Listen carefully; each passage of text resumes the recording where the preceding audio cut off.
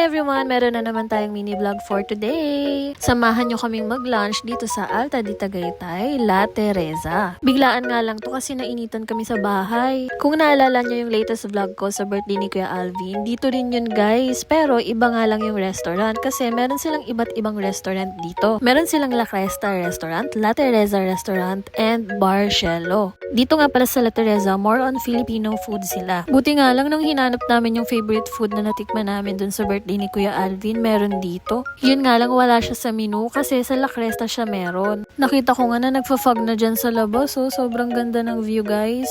Eto nga rin pala yung Bar Cielo. Pwede mo siyang puntahan dahil kadikit lang siya ng La Teresa. Yun nga lang hindi kami nakapasok kasi umuulan na niyan. Pwede nyo dalhin dyan yung mga jowawers ninyo if magde-date kayo. Eto nga pala yung sobrang sarap na pansit nila guys. Yun nga lang may hipon siya. If may allergy kayo sa mga hipon, pwede nyo siyang ipatanggal. Eto nga pala yung baked tamarind chicken na paborito namin nila Ate Ann. Sobrang sarap nito guys. Juicy pa tignan nyo.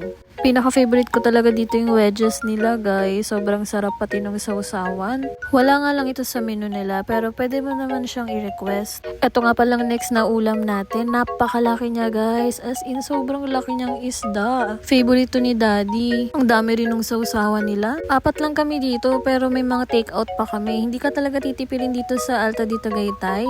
Sobrang babait pa ng mga staffs nila at affordable yung mga price ng mga pagkain nila. Babalik-balikan talaga namin to. Ayun lang. Thank you for watching.